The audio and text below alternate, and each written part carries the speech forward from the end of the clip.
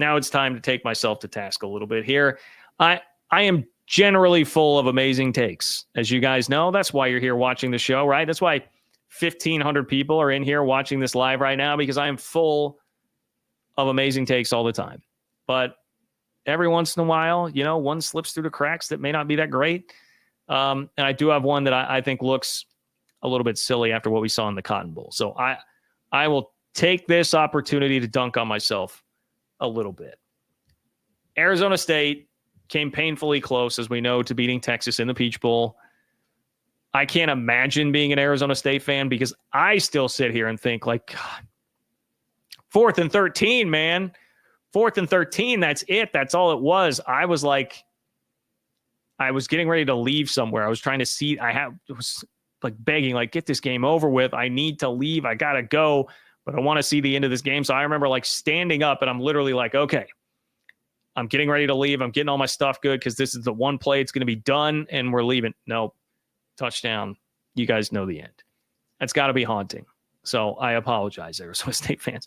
Plus, the targeting penalty, which now I think most experts we have seen that have weighed in on it have agreed that it should have been a targeting call, and would have given you a chance to kick a field goal. No guarantee there with Arizona State's kicking situation.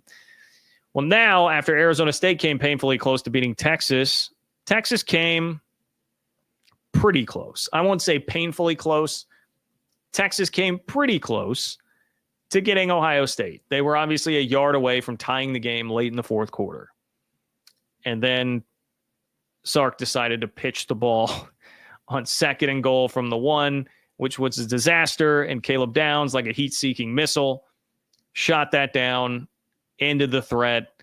And then you have the fumble 6 and everything that transpired after that. Basically a meltdown from Texas at that point.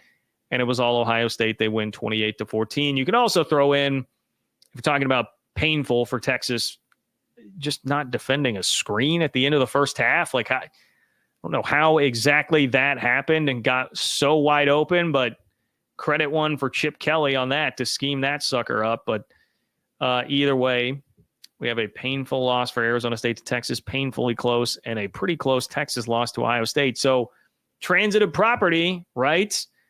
Transitive property would tell you, hey, Arizona State could have been right there with Ohio State. Could have been right there. Now, transitive property is dangerous. You can't just apply that across the board in college football willy-nilly without thinking about it. That's just not how it works, right? Same way that we can't say, well, Northern Illinois would be playing Ohio State for a national championship because they beat Notre Dame earlier this year. Nothing against Northern Illinois. Nothing against them at all. But I do not think that they would be in the national championship game here, right? So it doesn't exactly work like that. But I do have to admit, watching that game, I thought Ohio State, especially after how quickly they scored early, I thought Ohio State was going to really control that game. And it was going to wind up looking like, yeah, I don't think Arizona State would have had a shot. After watching that game now, I'm like, man, maybe they could have hung. Maybe they could have hung. And that's why I'm going to say it was a bad take to say last week, hey, maybe it was for the better that Arizona State just played a really close game with Texas, got some controversy there to get everybody talking about it, and then lost so that they didn't have to go get freight trained by Ohio State, because we saw with TCU in 2022 what happens with that. Nobody remembers or talks about the fact that they beat Michigan, which was an incredibly impressive win. Nobody talks about it at all. It's just all about that championship game. And, Saban uses it as ammo that his Bama team should have been in. All this stuff, which is crazy and ridiculous, but it is what it is. That's how it goes.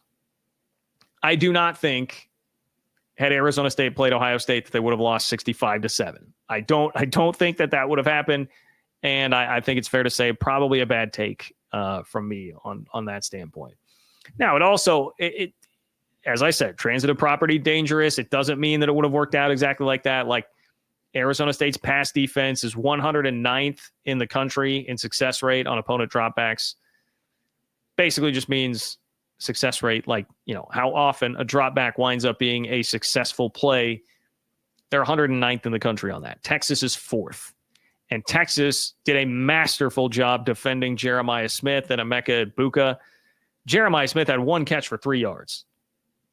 I mean, If you would have given me odds on him having more than 3 yards or 1 catch going into that game, I would have bet my entire life savings, mortgage, the whole thing on it.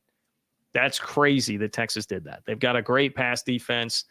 Kwiatkowski, I think, is an elite defensive coordinator. Like, that's a well-operated machine.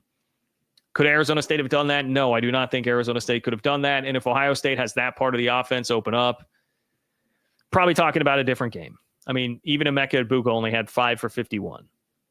Could have made a massive difference in the game and game flow changes. And also, Ohio State's got a great front seven. It would have been difficult for Cam Scatterbo, but all I heard all year is about how good Texas' defense was too. And Arizona State still rolled up over 500 yards on Texas, more than double what Georgia had done either crack. I guess it was nearly double what Georgia did in the SEC championship game in terms of offensive output. So I do think Arizona State could have found ways to move the ball. But the take is bad because we saw enough that the answer should be let Arizona State shoot its shot, man. Shoot or shoot. Take your shot. Take your crack at it. And potentially was there a little bit of letdown effect for Ohio State here? Was there a little bit of letdown effect with the games that they've already won? And the fact that now everybody was thinking, well, you're just going to roll over Texas. Maybe a teeny bit of that. Probably could have been more of that if it were Arizona State, right? You just beat the number 1 team in the country, Oregon, and clobbered them. Everybody thinks you're just rolling through it now. If it's Arizona State, maybe they'll let their guard down a little bit. Scared money don't make money. And the take that I had was some scared money. Arizona State taking their shot against Ohio State. I would have loved to have seen it. If you are curious, you should definitely, if you're a college football fan, check out College Football Insiders. Stats of War, Parker Fleming on Twitter, who is great. His site, you can see the hypotheticals between teams. So if you go Arizona State v. Ohio State on a neutral field, Arizona State has a 13% chance of winning, according to their numbers, and the score would be 32-17, so 15-point game. If you compare Arizona State, Texas on a neutral field, what they predicted there, 29-18 Texas with a 22% chance of Arizona State winning. So that's pretty damn similar. And look how close Arizona State came to winning that game. 22% chance of beating Texas, 13% chance of beating Ohio State. Similar enough that go take the shot. See if you can put together at least another good competitive game, which would earn you even more respect. Even more respect. I would not have predicted a win for Arizona State, obviously, as you guys could tell with the take that I had last week. But I think we learned it was not a foregone conclusion that they would have gotten blasted.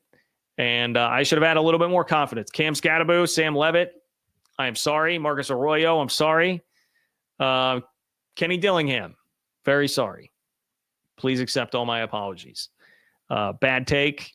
I won't do it again. I will go back to making every take that I have elite here on this show from there on out. And that is a John Kurtz promise, my friends. That is a John Kurtz promise.